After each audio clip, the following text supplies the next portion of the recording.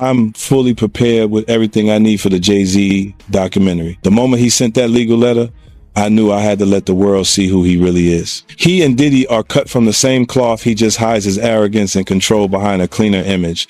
Our feud has lasted 20 years, and I know better than anyone what he's done in the shadows.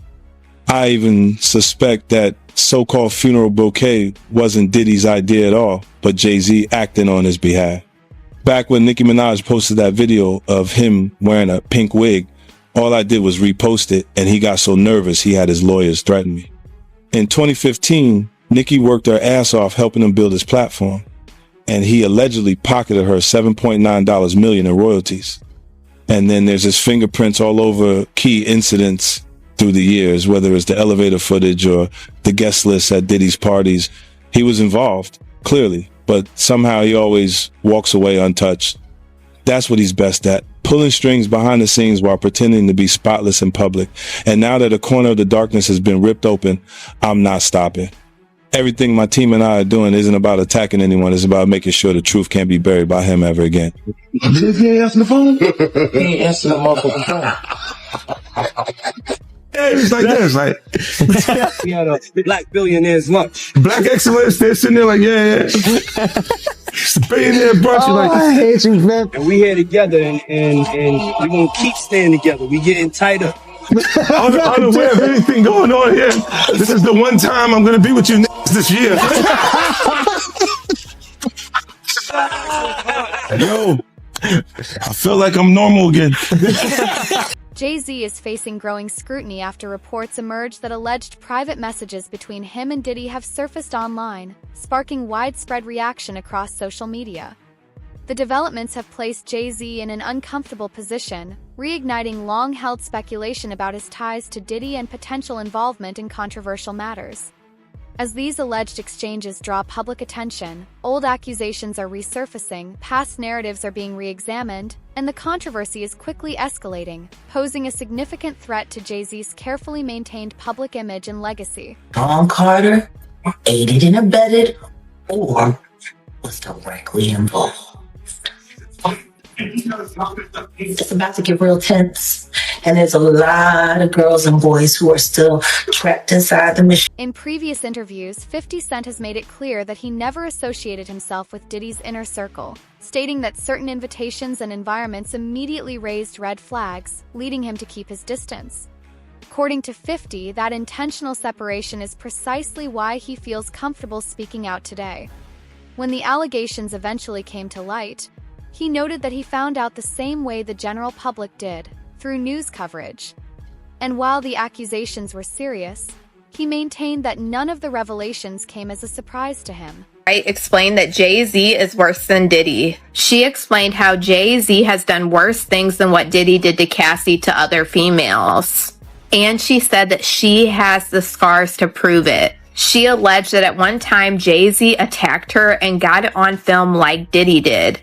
And she alleged that this is why Jay-Z is totally pulling away from Diddy and you don't see him around. And it's been alleged for quite a while that Jay-Z is pulling away from Diddy because he doesn't want himself caught in the crossfire. I mean, you even have 50 Cent at this point talking about how Jay-Z is in hiding while this whole Diddy thing blows over. And you even have these accusations of Jay-Z being responsible for what happened to Cassie White. So I'm going to go ahead and roll you guys this clip of everything that Jag had to say about Jay-Z being worse than Diddy. And you guys let me know what you guys think about all this in the comments. Sean Carter is just as bad as the diddler. And I know that for a fact. I got the scars to prove it. You want to know what a box cutter feels like going into your skin and ripping you? I can tell you how it feels.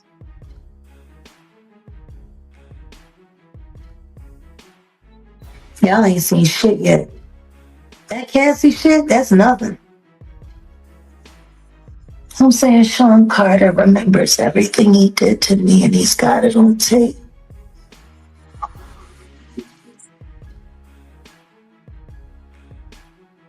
Just like Diddy.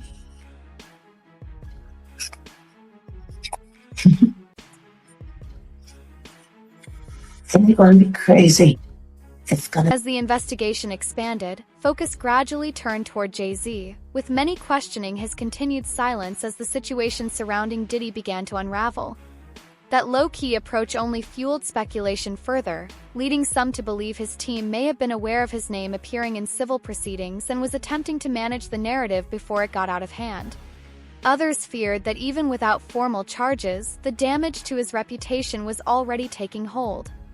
Meanwhile, social media accelerated the fallout, spreading unverified claims and amplifying speculation at a pace that made the consequences feel both rapid and unavoidable. Exactly what Jay-Z's accuser is saying, that even though she dropped the lawsuit, she still stands by what she says, and she only dropped it because of harassment and the fact that she's terrified of Jay-Z. She says that Jay-Z is allegedly bullying her into saying that her accusations were false. In fact, in new legal documents, she is claiming that she was recently approached outside of her home and cornered by two people who told her they were investigators working for one of Jay-Z's lawyers. She claims they tried to get her to sign an affidavit stating that her art claims against Jay-Z were false, but she refused. Jane Doe also claims the alleged investigators asked her if her attorney, Tony Busby, sought her out as a client and offered her money to pursue false claims against Jay-Z, two allegations she says she denied. He says this alleged confrontation left her intimidated and terrified, wondering how they found her when her identity had remained anonymous in media reports and legal proceedings. He also claims that her parents were approached by two investigators asking similar questions about Busby and her R story. In the new documents, she reveals she decided to drop the claim because she was frightened by the reaction from Jay-Z and his supporters. Says she feared she would be publicly outed. Industry insiders have cautioned that even a single criminal investigation could disrupt everything,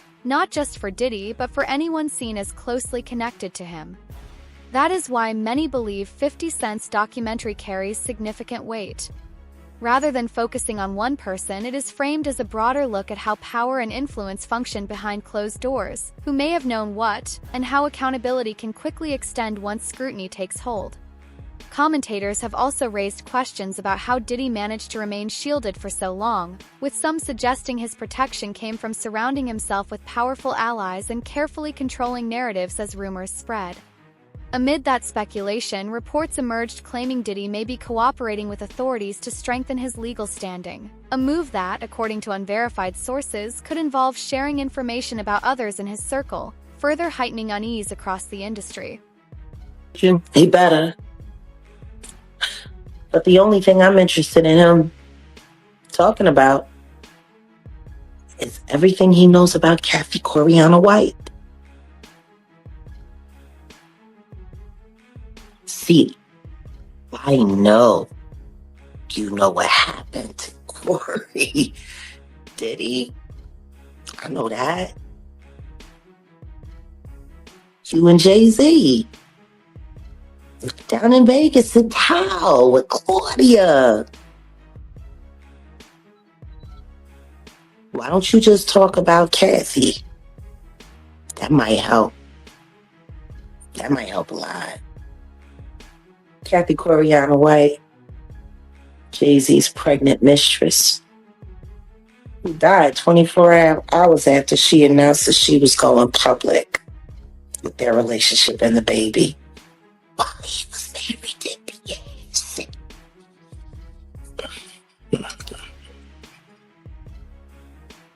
Was it an aneurysm, Diddy? Or are you the one who paid the same coroner that you...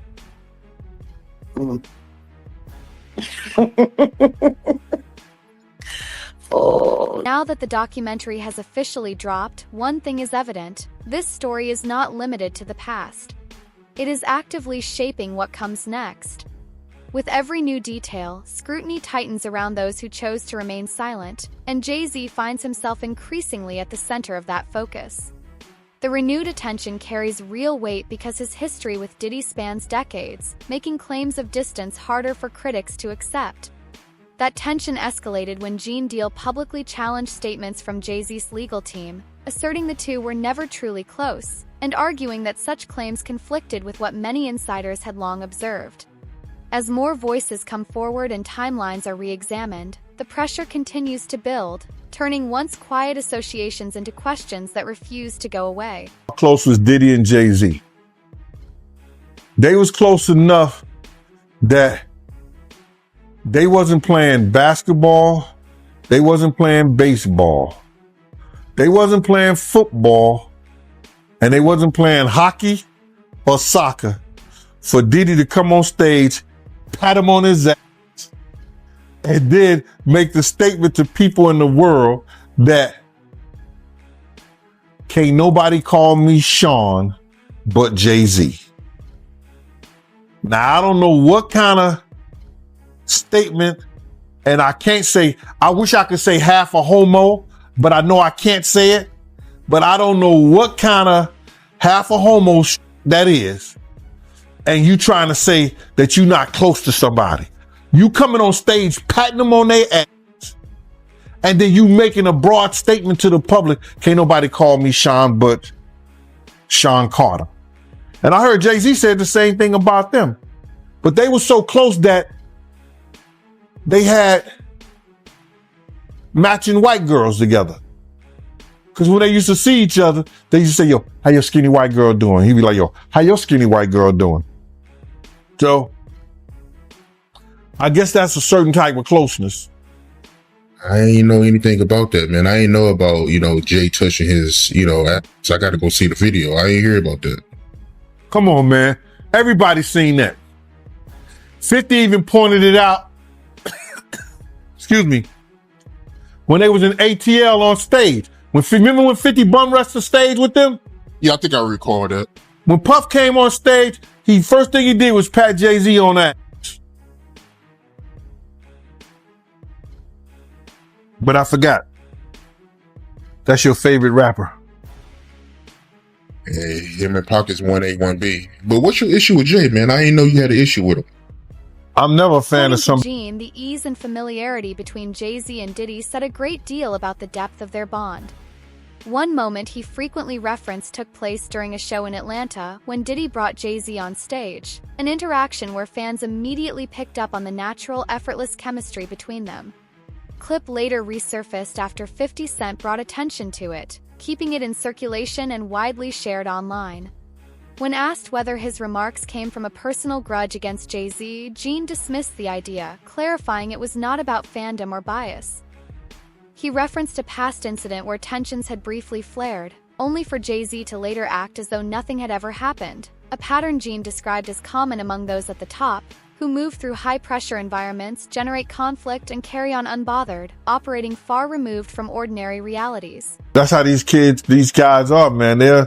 They'll cause situations and cause problems, and then they'll forget what they done because they on a whole nother atmosphere.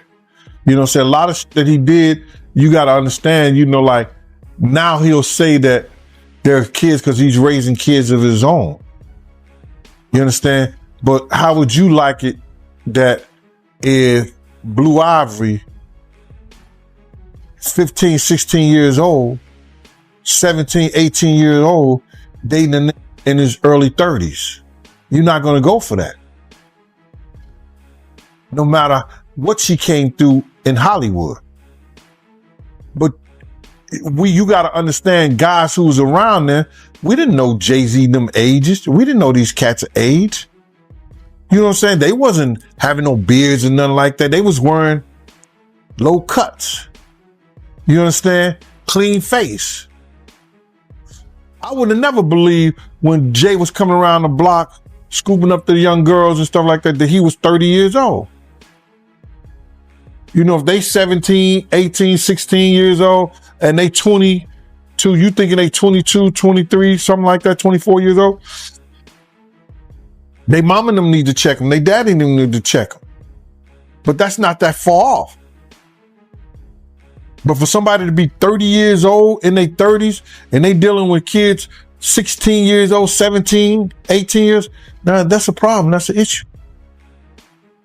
And now he see that because he's raising kids. And he got a young daughter. I think he got another daughter that he didn't claim and now he claiming her. These cats was doing a whole lot of stuff that people in the industry won't speak on. And then now that you're speaking on it and it's becoming Whereas that you can get on YouTube and you could talk about this and say what you seen or say what you heard, you understand, or what you know. Some people look at it being a problem. But these cats ain't street cats. Dame Dash, once Jay-Z's closest ally, recently commented on the serious allegations circulating around him, noting that what stood out most was not just the claims themselves, but the sheer intensity of the public reaction. According to Dame, he had never witnessed Jay-Z face this level of scrutiny before. Decades of influence had long made him appear untouchable, particularly within mainstream media. Now that protective barrier seemed to be crumbling, exposing Jay-Z to a degree of public examination rarely seen before and signaling a broader shift in how even the most powerful figures can be held accountable under sustained pressure. It's just odd to see him in that, getting looked at in that way by white people, like Jay does, yeah, like I hope that shit didn't happen, but I'm like, damn, they turned the world real, like people on a certain level have been fucking with him a certain way where he couldn't do no wrong for like 25 years straight.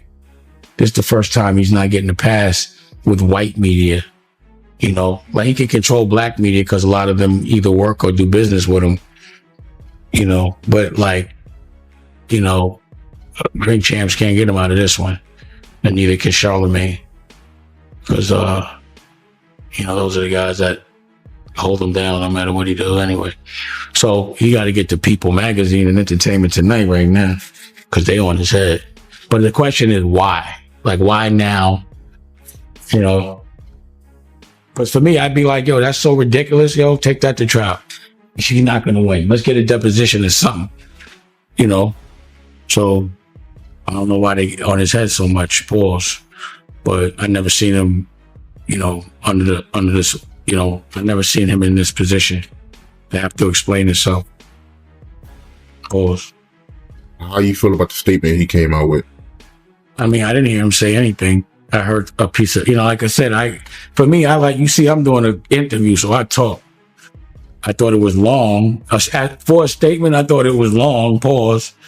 But, I think right now, his silence is the worst thing for him. If he is innocent, he needs to let people ask him questions, and he needs to be able to say his side of the story. What surprised Dame most was seeing Jay-Z in a position he rarely occupies, defensive and under constant pressure, a scenario almost unheard of outside a handful of isolated moments in his lengthy career. For decades, Jay-Z has seldom had to publicly justify himself, making the current level of scrutiny all the more striking. Meanwhile, questions linger about why 50 Cent appears so determined to expose him, and the Diddy connection alone does not fully account for it. Tony Yeo offers deeper context, noting that the tension between 50 and Jay-Z stretches back years, rooted in rivalry and lingering questions about loyalty. Hip-hop has always been fiercely competitive. Egos clash and conflicts erupt, but growth and maturity do occur.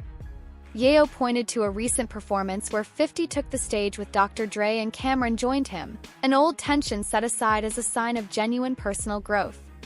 Cameron himself noted that Jay-Z places business above culture, a point Yeo echoed, observing that Jay-Z consistently shows up at major corporate events while frequently skipping hip-hop moments that hold real significance for artists like 50 Cent, fueling perceptions of imbalance and leaving unanswered. Said that he didn't know Puff at all or wasn't his friend. I thought that was a little extreme. I thought that was the wrong choice of words. I think that's going to trigger a lot of backlash. But the thing is, I never seen him get backlash at all. So that's what I'm saying. Now he getting backlash. Like, when did you know Jay-Z to be on his heels other than when he got beat up in the elevator? But that was nothing. But I've never seen him under the fire ever. Not in a long time. Not like, I've never seen people on his head like that, Paul. Ever. Yeah, this might be my first time seeing people come at him like this. Like I said, I didn't hear him say anything. Like, I'm not some white man speaking for another black man. Doesn't add up. It just doesn't work like that. Like, he doesn't know what to say on Jay's behalf. Jay would have to say that. So if he instructed him to say that, like, you don't even know if Jay told him to say that. He could have got off the stage and they was like, why'd you say that? He was like, I had to. You know, like he probably said it because homeboy wouldn't. You know what I'm saying? So who knows? Like I didn't hear him say anything. I haven't heard Jay say a word yet. Have you? Nah, I haven't heard him say anything. There it is. So y'all going by a piece of paper with words. Don't get caught up in that. I have not heard him say one thing yet. You know, until I see him speak, he hasn't spoke to me. That's why I said I don't think he did not say that. His lawyer said it. So that what else is the lawyer gonna say? Yayo was locked up. Every G Unit show, we actually put aside the money, bro. I told for him, and he had like a.